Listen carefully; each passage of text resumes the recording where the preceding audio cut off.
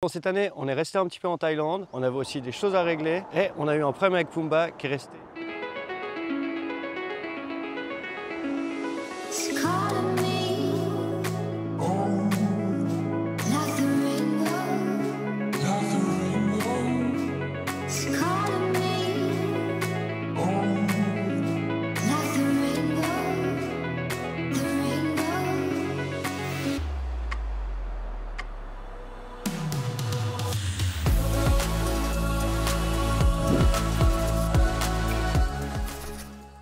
Bienvenue dans notre nouvelle vidéo. La dernière vidéo que vous avez vue, on était au Laos. Là actuellement, je suis en Thaïlande, mais en fait ça fait une année qu'on n'a pas refait de vidéo. Le moment où je vous parle maintenant, on est en décembre 2024 et avec la voiture après le Laos, on est arrivé en décembre 2023.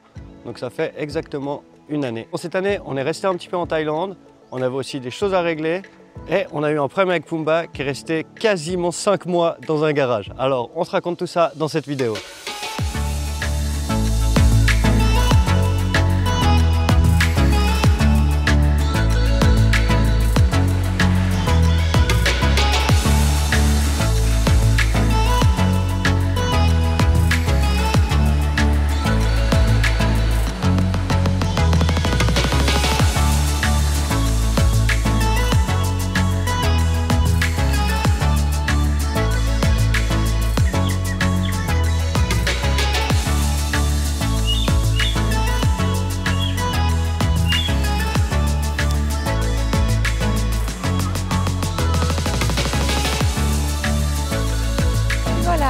Arrivé en Thaïlande et là ça va être tranquille. On est arrivé, on est descendu à Bangkok, on a fait quelques jours.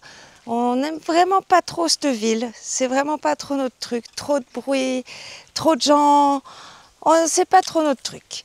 On est parti vers Pattaya, on a aussi fait Krabi, enfin on s'est baladé, on a chillé un peu et ensuite on a pris un ferry pour aller sur l'île de Koh Lanta. Alors je vous jure que le ferry, j'étais pas très tranquille.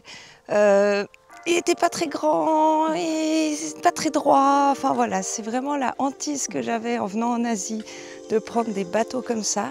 Alors je sais que ça va pas être le premier, mais ça s'est bien passé, tranquille. C'était au final très sympa à faire.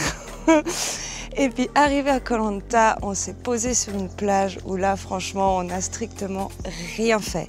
On avait les singes le matin et le soir, différents petits groupes. Oh, c'était juste incroyable à vivre, à voir, à être avec eux. Alors certes, c'est des macaques, c'est pas forcément tout le temps des très gentils, mais étonnamment, il y avait des mamans avec des bébés et puis ça allait très bien. Après, on a eu aussi des mâles où c'était que 3 singes, donc franchement là, ils étaient un peu agressifs, c'était pas fou, mais ultra cool.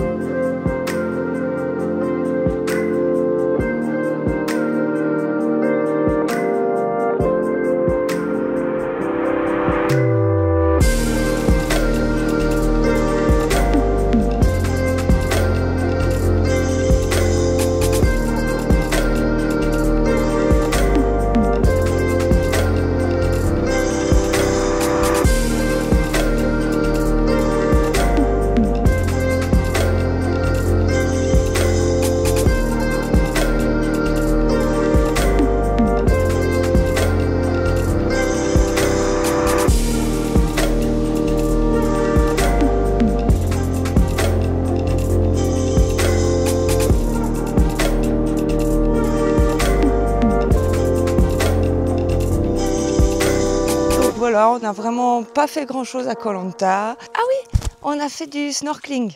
On était dans une grotte, on a vu des beaux poissons, des méduses, on a profité de la mer aussi.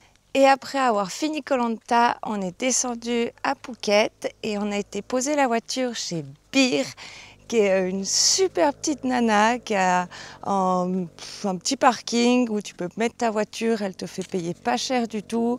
Et puis en fait, on a mis notre voiture chez elle, elle est proche de l'aéroport, si jamais c'est très utile. Et on l'a posé notre voiture chez elle parce qu'en fait, il y a nos copains qui sont venus de Suisse nous dire bonjour. Donc ils sont venus là pendant presque un mois et demi, 6 semaines, ouais, par là. On a fait Koh Samui et Koh Phangan avec les copains.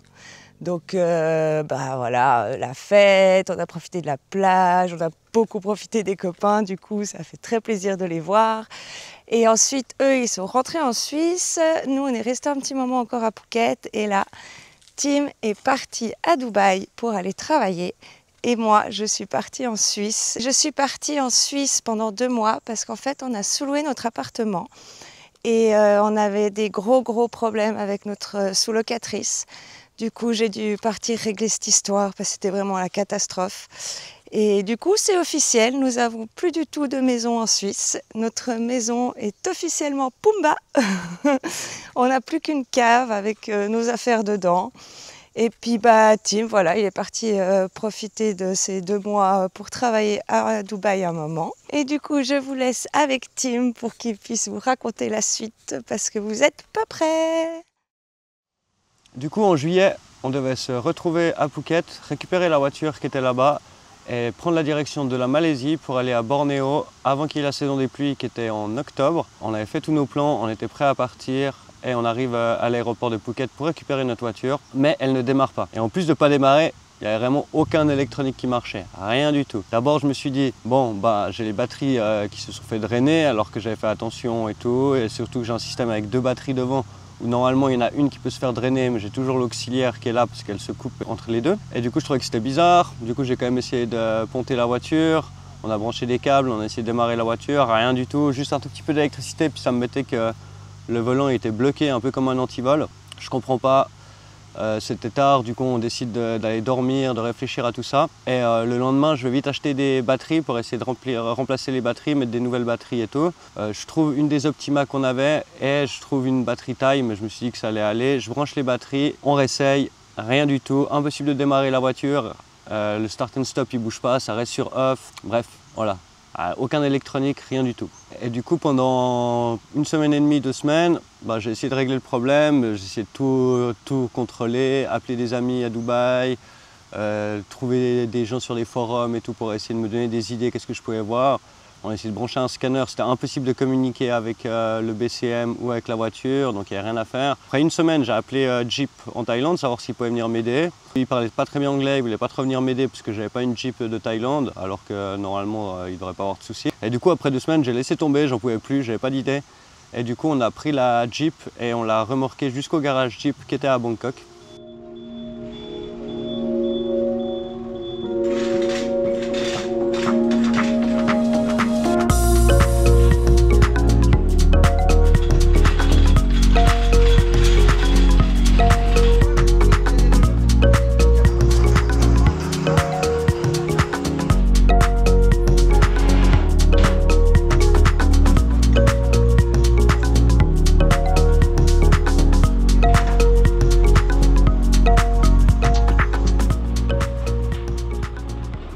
Je vous dis pas le micmac pour mettre la voiture sur la dépanneuse.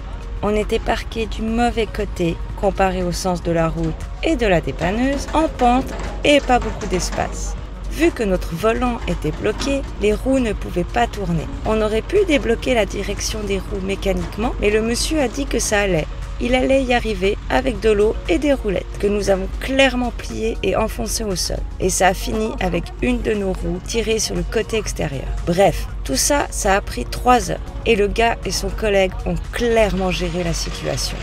On a dit bye bye à Pumba et nous avons pris l'avion pour le rejoindre le lendemain au garage à Bangkok.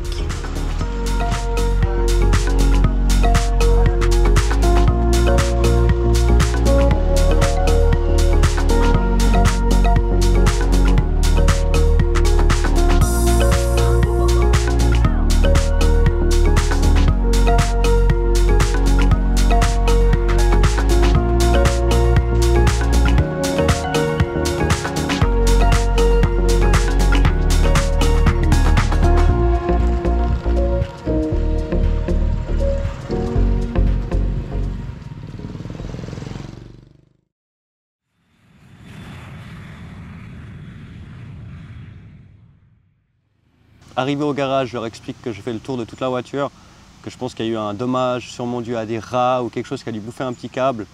Parce que l'électronique il est complètement faux, enfin, on n'arrive pas à démarrer mais tu vois qu'il y a quand même un peu d'électronique. Quand je branche les batteries, tu vois que les batteries elles se font drainer. Du coup il y a un courant constant et il y a un des amplificateurs qui devenait chaud. Bref, je leur fais une liste de tout ce que je pensais et la suite de ce qu'il faudrait faire, justement contrôler tout le harnais électrique. Et moi c'est quelque chose que c'est pas mon domaine, je ne sais pas faire, du coup j'aurais dit voilà, vous contrôlez tout le harnais. Et nous on attendait à l'hôtel à Bangkok. Au début ils nous ont dit bon on voit qu'il y a de l'électricité puis qu'il y a le système qui bloque le volant. Je fais oui mais bon s'il y a un problème sur le harnais, il y a peut-être des systèmes électroniques qui sont fautifs. Ils me disent ah mais on veut d'abord changer cette pièce, mais on l'a pas, il faut 3 mois. Du coup je dis c'est hors de question que j'attends 3 mois, je vais commander moi-même la pièce, je la commande à Dubaï, elle arrive après une semaine. Ils la mettent, ça marche pas, ça change rien. Je fais bon voilà, c'est pas ça, qu'est-ce qu'il vous faut d'autre? Ils disent ah on n'arrive pas à communiquer avec le BCM, du coup il nous faut le BCM. Je fais ouais non mais enfin j'étais vraiment pas persuadé, mais bon, faire confiance au garage Jeep, je leur dis bon je vous commande un BCM parce qu'ils m'ont de nouveau dit qu'il fallait 3 mois pour avoir un BCM en Thaïlande alors que je pouvais l'avoir en une semaine à Dubaï et le faire venir en Thaïlande. Donc là ça faisait un peu plus de 2 semaines déjà qu'elle était au garage. Ils arrivent le BCM, marche pas non plus. Et puis ils commencent à chercher des trucs, mais en fait aucun parlait anglais à part un gars dans les assurances au garage Jeep, donc c'était très compliqué de communiquer. Moi j'ai commencé à m'énerver un peu parce qu'ils faisaient pas le travail. Chaque fois qu'on allait, j'allais presque tous les 2-3 jours au garage, jamais ils bossaient sur la voiture, ils foutaient rien. Du coup j'ai commencé à m'énerver. Puis bien sûr c'est quelque chose que tu fais pas trop en Thaïlande, s'énerver c'est vraiment un manque de respect total. Mais bon j'en pouvais plus là, ça faisait bientôt 1 mois que la voiture elle avançait pas. Et du coup on a décidé de les laisser faire. Moi j'ai appelé Jeep à Dubaï où ma voiture était sous garantie. Je leur ai dit maintenant vous prenez les devants, vous discutez avec ce garage qui n'a pas l'air d'avoir les moyens de réparer cette voiture et vous les aidez. Et nous on est parti de Bangkok, comme ça on arrêtait d'être en déprime à Bangkok. Et on était faire notre paddy sur les îles à Koh Tao en espérant que la voiture soit réglée dans les semaines qui suivent. Après un magnifique paddy et profiter des îles, on était faire d'abord le paddy, après je suis été faire du kite, donc on a quand même profité un peu. Toujours rien et du coup c'était vraiment, on voyait que ça avançait pas et du coup on a décidé que ça servait à rien d'attendre et puis d'être en déprime et puis qu'on voulait quand même voyager sur la route, rester sur les plages, mais au bout d'un moment c'est pas notre type de voyage qu'on aime bien faire et du coup on a décidé de partir avec un autre véhicule dans un autre pays. C'est les prochaines vidéos que vous allez voir avant qu'on fasse les vidéos sur la Thaïlande et ça nous a fait un petit break pour essayer d'arrêter de penser à cette voiture. Quand on était en voyage, on a enfin reçu un message de la part de Jeep Thaïlande comme quoi la voiture roulait. Et du coup on a quand même fini notre voyage et on a pris après la direction de Bangkok et la voiture roulait et du coup via des traducteurs et tout parce que voilà, la capacité c'était vraiment compliqué la communication, on a pu comprendre qu'en fait c'était un câble sur le harnais qui avait en fait un tout petit dommage et du coup ça leur a pris exactement presque 5 mois, donc pas exactement, mais presque 5 mois de travail pour trouver ce câble sur le harnais. Alors que je pense que ça aurait pu être fait plus vite, mais bon, voilà. Le principal, c'est qu'ils ont trouvé le problème, que Pumba roule de nouveau, qu'on a pu le récupérer, qu'on va enfin pouvoir recommencer à explorer. Et puis voilà, c'est le jeu de devoir attendre ça. Ça nous a coûté moins cher que le garage à Bangkok, parce que du coup, ils ont gardé la voiture 5 mois à l'intérieur. Ça nous a coûté environ 200 $ pour leur travail, parce qu'ils n'ont pas fait beaucoup d'heures en fait sur la voiture, ils bossaient jamais sur la voiture. Et du coup, voilà, c'est moins cher qu'un garage, on est content, on peut enfin repartir voyager. Et voilà un petit gros résumé de notre année 2024. On vous souhaite d'ailleurs une incroyable année 2025, la santé, du rire, de la joie, que des bonnes choses. Et on se retrouve dans 2 semaines pour le pays surprise et dans quelques semaines pour nos aventures en Thaïlande. Bisous!